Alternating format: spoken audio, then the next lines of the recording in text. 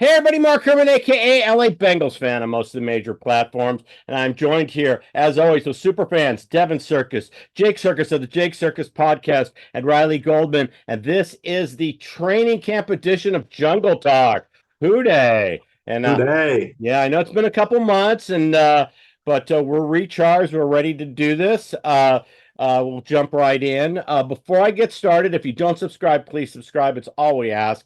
Support the channel, hit the subscribe button, hit the bell so you know when our videos go up. We'll be doing previews and recaps throughout the year. And Jake, tell them where they can find all your stuff. So you do some amazing podcasts. Go ahead and plug. Yeah, season 4 of Jake Circus podcast back up, starting in a couple weeks. Got some great guests lined up, previewing college football and NFL. The weekly shows will come back. The gambling show will come back in due time. Yep, we're all trudging on. Riley, tell them where they can find your stuff on Twitter or the app formerly known as Twitter. Honestly, have not been on there in a minute. School and work and life is taken over. Hopefully gonna be posting a bunch of sports photos when I get back to school on Instagram on RileyG_photos. And then I'm writing for fanfunded.io. Check out the blog page. All that stuff is my work, and if you sign up for their emails, they're all mine too. There you go. So, all right. Well, like I said, this is a show by fans for fans. So we appreciate your support. We'll jump right into some news. It's been a very uneventful offseason, which is actually very good. We have, no appendix issues. Joe's put on weight. Nobody, knock on whatever, has been arrested. We don't have any issues, and we haven't had any significant injuries in camp. So, like I said, very, very successful. Quiet off season. Just some general stuff. Corey Dillon. I'm sporting my Corey Dillon jersey because I guess the squeaky wheel gets the grease. He and Crumry are going to be going into the Ring of Honor. So that was it. Well, T. We said this from the very beginning. T accepted his tag. Is going to play out the year. He showed up on. I mean, it's $22 million, $21.8 million. So and is looking forward to winning a Super Bowl before he hits free agency. So team seems to have the right attitude and. Few roster moves. DJ Ivey went to the physically unable to perform list. Not a big surprise. I mean, he tore his ACL in week 15. So that wasn't anything that was surprising. And Mims was a late signing. I guess there was something with the bonus structure he didn't like, and eventually they worked it out. My biggest surprise is still no extension for Jamar. Hasn't practiced the last couple days. He's in camp. Mike Brown has said that he's going to bend over backwards to get Jamar signed. So the Justin Jefferson deal was done. I mean, we kind of know the framework. I don't know. Anybody hear anything on what the holdup is, or because it's still not must do. Jefferson signed his extension the year before going into his 5th year option year. Jamar Chase is still under contract as a rookie. They just accepted the 5th year this offseason, so this is going into Jamar's 4th year, not 5th. Remember, for first-round picks, you get that extra year. So really, yes, he's extension eligible, but it doesn't become a problem until, going into next offseason. I mean, Joe Burrow signed his extension going into.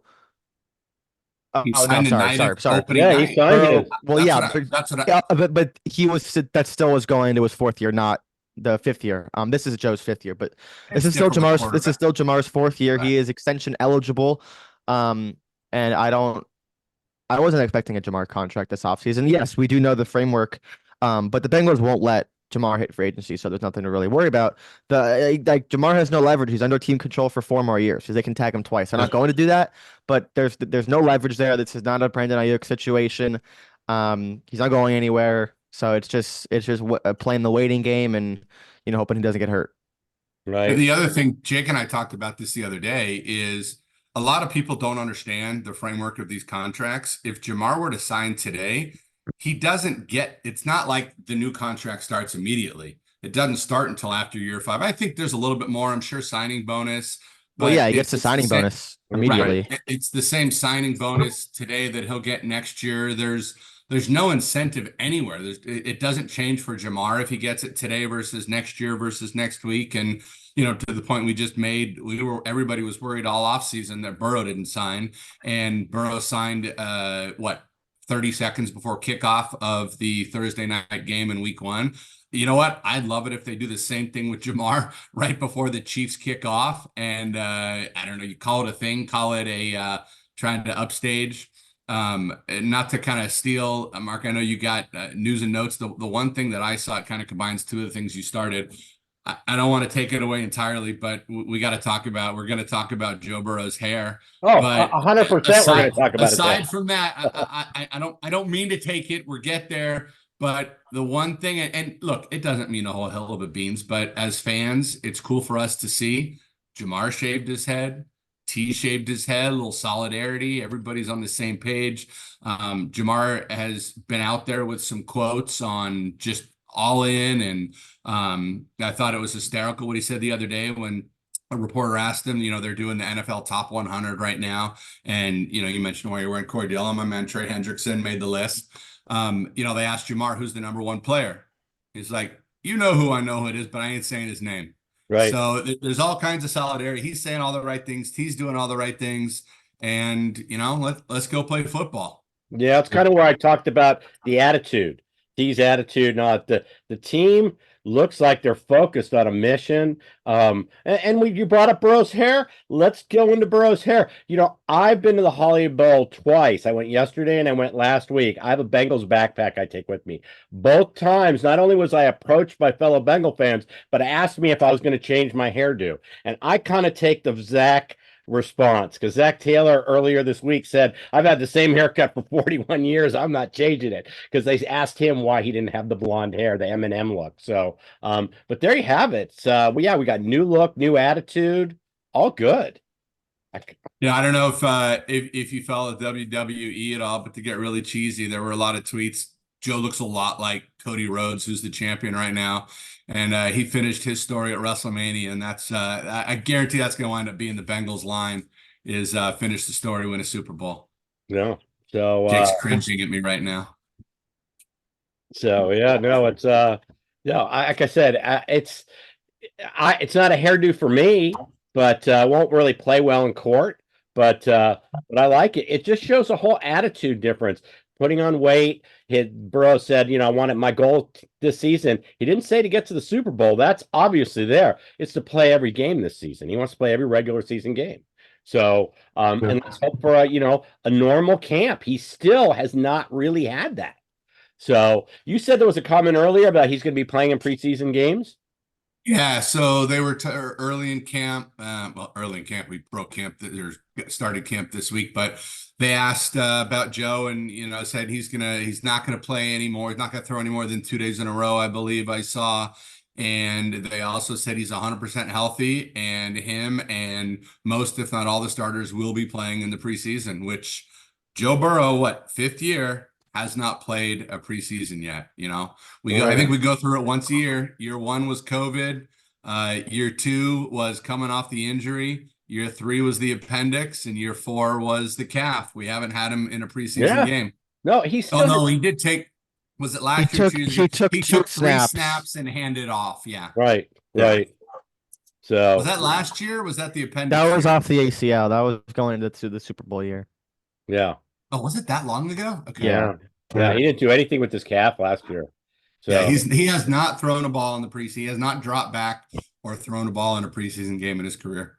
Right. So, well, listen, this is the year. I don't know about you guys. I'm saving money, because if we do get to the Super Bowl, it is going to be expensive. Being in New Orleans, right? Yeah. And the same reason why I could go to the Super Bowl here, I didn't have to pay for plane fare or hotel tickets. All the Saints fans, which are surrogate Bengal fans, we're their AFC team. We're their AFC team. I had planned to make the trip a couple years ago, and the regular season tickets were too much, because they want to go and they can pay more. You don't have hotel, plane fare. You can pay substantially more for the ticket, and still, so it's good. But I'm saving money. I'm already preparing, because if he's there, that's somehow, some way, I'm going to be at that game. So, and I really think like the whole storybook ending, it's there. The NFL And loves it's the story, baby. that's the story. So Yeah. let me hit a couple more news notes. Nothing big. We signed Nate Brooks, kind of a journeyman cornerback. I don't know, just adding him to the stable there, and we've signed the wide receiver Hakeem Butler. So the offensive, so kind of throw him into the wide receiver room. I don't know what his chances are of making the team. I don't know if it says anything, but certainly it's another horse in the stable. So I remember when Butler came out of college, North Carolina, if I'm not mistaken, was a relatively not North Carolina. Iowa State. Iowa State. Oh, he's a Buckeye. Okay, who No, knows? Maybe I'm thinking not a Buckeye. He Cyclone. Cyclone. Iowa State. Sorry. Iowa State. If I'm not mistaken, he was a day 2 pick and had some pretty big hype on him. But then isn't he the guy that also went from wide receiver to tight end and back to wide receiver and tight end and is now back to a receiver? No, he has one career NFL target. Yeah. He was hurt. Okay. I'm thinking of someone else. His first year, and then has been in the UFL the last couple of years. It was Oh. a stud in the UFL. Right. But Offensive player of the year. yeah, so Oh. picking him up, I mean, honestly, looking It's at our depth. receivers in camp so far have Right. been awesome. Burton's looking good. Yeah, Yosh Burton's Chavas looked is looking great. good. Charlie Jones has put on some weight and is still just as fast. Like, I'm really excited for this receiving core. And then Trent obviously, Irwin. Oh, sorry, yeah. Ryan. And then Well- obviously our guys returning, Chase, T, Irwin, all looking good. Or Yeah, I mean, well, we've got six. will look We got good. 6 receivers that are in the rotation. So I Mhm. don't see anybody coming off. Hakeem Butler's a name. Probably is not who I thought he was, obviously, but depth and special teams. Maybe he takes Stanley Morgan's spot. Well, you actually go ahead. No, I think because they got the kid from Kansas too, Lassiter, who I'm sure you know, Kwame Lassiter, old Cardinals player, course. got his son from Kansas. So I would think Kendrick Pryor too. I would think that one of those guys, like the Bengals won't dress 7 receivers, but they'll keep 7 or 8 on the, I guess the 80-man Practice roster squad. or whatever it is. You're talking practice squad? Yeah. So, well, you mentioned special teams, so that transitions right over. On my Twitter feed, if you want to see it, Dan Horde posted some video of Brad Robbins, who had a trash can out 65 yards and was trying to punt it into the trash can. And I guess somebody caught why that looked like it was going in. But he's put on some weight. Darren Simmons has said he looks stronger, is stronger. So, transitioning special teams. I don't know if anybody's seen anything else out there in terms of camp footage or any little drills. I mean, kind of going with the punter, we just signed Ryan Redcow now. Apparently he's a rookie out of BYU. Signed with the Chiefs. They waived him and then we picked him up. So punter, just more competition. There's 3 punters in camp because we signed a UDFA right after the draft. Yeah, I want to say Texas Tech. It looks like then if I didn't see that, Austin McNamara, Texas Tech. Yeah. So there's 3 3 punters. We needed help. There. So Robbins he can't be worse than last year. No, can't be worse than last year. No, there was 2 years ago we were arguably a punt away from the Super Bowl. Yeah, exactly. So, and then I think I covered everything that's on my list. So, by the way, I also read that Burrow in his rehab on his wrist started playing piano, and I play piano, so I get it. No. There are times where I play I could every see night that. before I go to sleep. You're making your hands do things and stuff. But right along here in my arm, that will ache, and certain fingers will ache because you're stretching out over 5 keys on some of these chords. So, absolutely, I'm wondering why people haven't done this before. Maybe it's just never been announced, but I found that interesting. Being a piano player, I found that interesting that that he had used that as a rehab technique because it makes a lot of sense. Yeah. So, couple things I saw over the last week, kind of a fun one. You don't get Mike Brown out. in public and in front of the media very often. But when we talked about this briefly before we went on the show, he came out and said, we all remember the famous golf cart ride when Mike Brown grabbed Burrow going into week 3, if I'm not mistaken, when we started out 0-2. Burrow hadn't played, and or excuse me, hadn't played, and Burrow played. No, Burrow played. Played, was banged up, and He the rehurt question it. was, He Yeah. retweaked the calf in the rehurt it in Ravens week 2 game. against Baltimore. Sorry. And Brown picks him up in the golf cart, and for weeks it was everybody wanted to know what was said. Nobody said Mike Brown, whether he's just telling a story, came out and told Joe he's not playing against the Rams, and we all know Burrow played, slugged it out, and got a win that they had to have. Right. Kind of a fun one there. The other thing I saw, and this was more of a fantasy football focus, but and I think he's going to be my guy to take the biggest leap on the team this year. Chase Brown has been getting first team reps, and I think Zach Moss was a good signing. I think it was, it certainly wasn't 6, 7, 8 million. I think it was in the 3, 4, 5 range, but good insurance to have. He had a nice year last year behind Taylor when he got hurt. But I think Chase Brown takes a huge leap this year. Yeah, I have him on my dynasty. Don't forget the longest tenured Bengal, by the way. Travion Williams still on the team. Yeah. Which is unbelievable. The longest tenured Bengal. Him and Jermaine were the same draft class. Wow, that's given his injury history. I mean, when he's out there in preseason, we all go, "Oh my gosh, this guy could be amazing." And he just, like they say, the most important ability is availability, and that's been his holdup. So I'm going on record as saying this year, because we've always had one starting running back. It's been Mixon for quite some time. Right. We have 2 starting running backs this year, so you still need the same depth. Travion or Chris Evans do not make the week 1 roster. They're getting one of those 2 get cut. Agreed. Absolutely agreed. So, but I'm with you on Chase Brown. I have him on my fantasy team. Picked him up last year. Me too. And I had Mixon, so it was just a handcuff for Mixon. And now I'm still going to keep Mixon on my dynasty team because he's on the Texans, and now I've got Chase Brown, so worked out well for me. I'm a big believer in him. So, and I golfed around down at Pelican, and I ended up golfing with the head of analytics for the New York Jets. And we were talking, and he came up through the scouting division, and this was the year we drafted Chase Brown, and I started talking to Chase Brown. He was actually impressed that I actually, knew somebody, as much about him as I did. And obviously coming up from scouting, he knew him, but he had nothing but positive things to say about that pick. Said you guys really, really got one there. So it'd be interesting to see. I'm a big believer in that. Any other we could throw out fantasy stuff, futures. Any futures? You talked about Mims and his contract. I saw a couple of videos.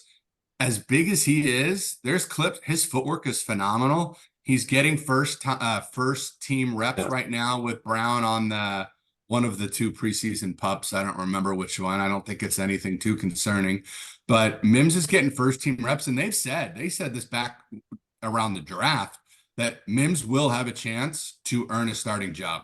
Yeah. No, we got, like I said, his injury concerns was the only things that let him fall to us. He would have been right there in the top 10 otherwise. And a lot of pundits said if he went back to Georgia and was healthy, he would have been a top 5 pick next year. Well, he landed at the right place because, long term, that kind of a pick. We want it to be long term. So, he's a big man.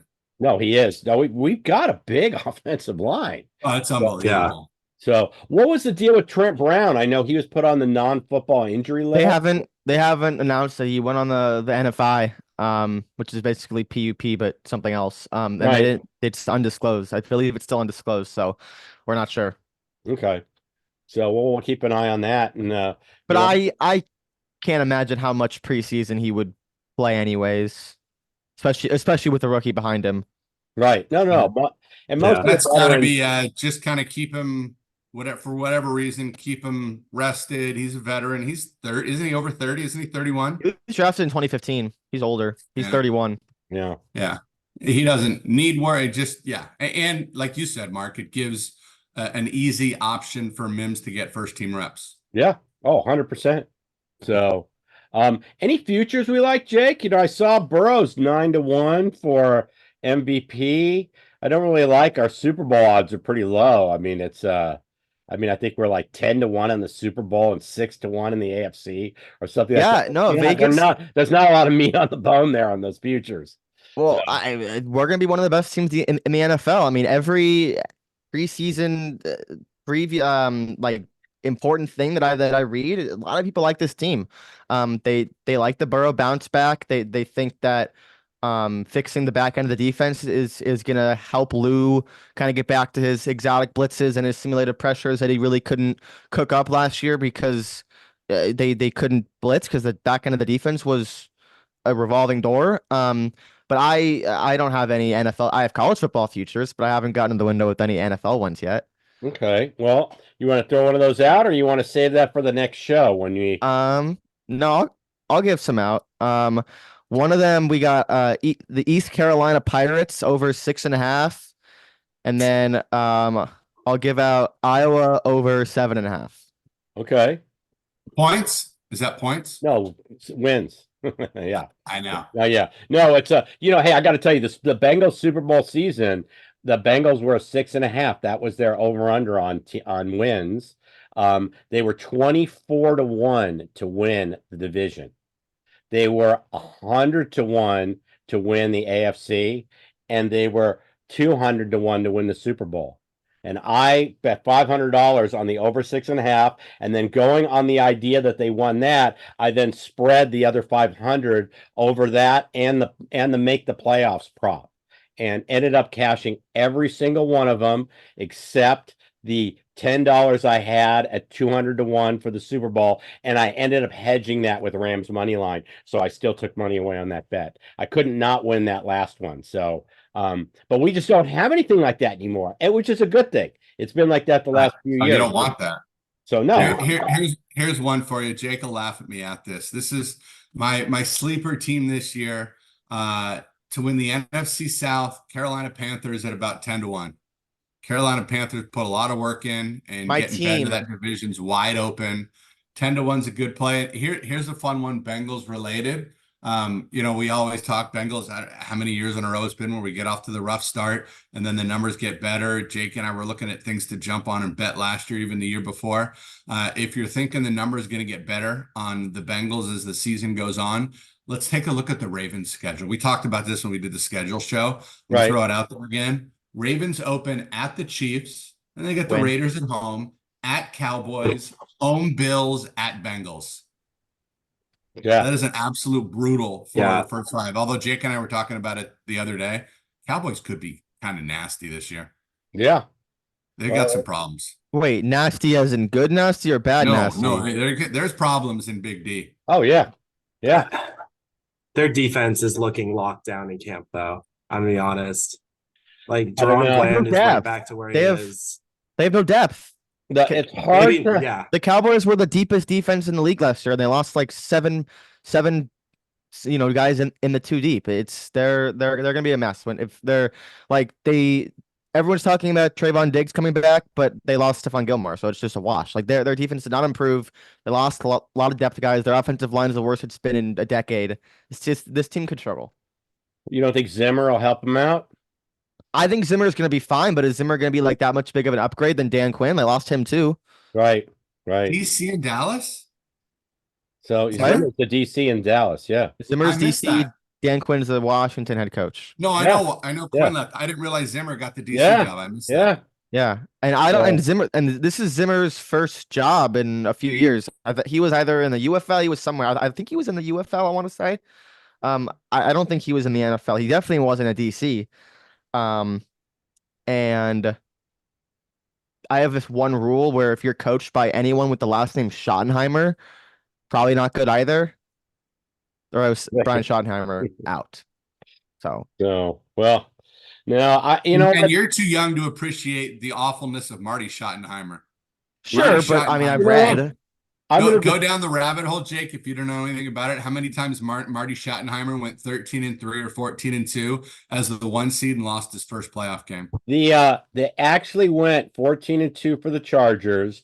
They lost that game to the Patriots, if you'll recall. The Chargers intercepted the ball, and the guy, instead of taking a knee and locking up the game and being able to take a knee and run the clock out, tried to return the ball, fumbled it back to New England, and New England ended up winning that game in San Diego. And Marty Schottenheimer was a 14-2 coach and lost his job.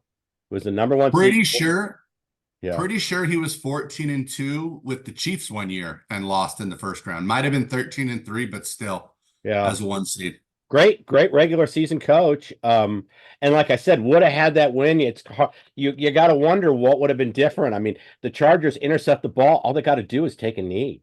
You just don't risk returning the ball. And that was a huge blunder. Still not as entertaining as how the University of Miami lost to Georgia Tech last year with Cristobal refusing to kneel on it. Yeah. Keep in mind, people are picking this Miami team to make the playoff with that just garbage can of a head coach. Just keep that in mind. It's a disaster. That's terrible. All right. Well, let's wrap this up. We're like I said, got one more. One more. Go for it. You got one more. Close on Devins here. My addition to the home office, I have found a shelf and mounted my signed reverse black with orange stripes signed Chad Johnson helmet. Nice. And he signs at Ocho Cinco. I would, the reverse helmet I really like, and I'm wondering why we don't have that as one of the helmet alternates. I mean, they're really cool to sign. They look cool. Like I said, it's just, you look at it and it's the same colors, but it's different. And it's just, I always like it. So I would love to see them put that in. I think they need to kind of open things up. I don't want there to be any restrictions on jerseys. I don't mind. It shouldn't be like Oregon where they have 50 jersey combinations between pants, but we can have a few more. We can have more alternate helmets, a throwback helmet. The throwback helmet shouldn't be the alternate. It should be in addition to the alternate. We should have more stuff. It would help them sell merchandise. I was just going to say, I don't know why they limit it because they'll sell more stuff. Yeah, I mean, the NFL is all about creating cash flow. Well, here you go. You're going to need to. Yeah. You know what? This might happen after the DirecTV settlement case if that plays out. Right now, that's on the teams. So you have like a $7 billion judgment that gets allocated equally to all the teams. A guy like Mike Brown feels it a lot more than, a guy like Kroenke. But that's going to end. So who knows? I don't know. But, all right. Well, no, nice addition in the background. I look forward to seeing that all year. Like I said, if you don't subscribe, please subscribe. It's all we ask. Hit the bell, subscribe, hit the bell so when we get I'll put up our new episodes. We'll put something up during the preseason. We're definitely going to do our season preview show. And then, like I said, previews every week. Jake and I, Wednesday, Thursday night, and then whoever else can join. And then the recaps right afterwards. He's in Tennessee, I think. Is he still in Tennessee? Yeah, so he's in Nashville. So, but he'll be in there. He's always there, a mainstay on the recap. So, and as is Devin. So we'll, please subscribe. And Jake, remind them where they can find your stuff. Yep. You can follow me on Twitter at Jake Circus. All of my futures portfolio will be, it's already on there. You can go take a look. I'll add some NFL stuff when we get there. And then Jake Circus podcast. First episode should be in the next few weeks. We'll just keep hammering them out until the start of the season at the end of August. Looking forward to it as always. Riley, remind them where they can find you. Yeah, on Instagram with some sports photos incoming in about a month when I get back to school. Riley G_photos, and then check out fanfunding.io. Everything written on the blog page and for their emails is on me. So. Excellent. All right. With that, I'm going to say, hey, let's hope for a healthy camp. Let's see how preseason goes, and we'll be joining you in a few weeks. I'm going to say, hoo day, everybody. Hoo day. Hoo day. Hoo day.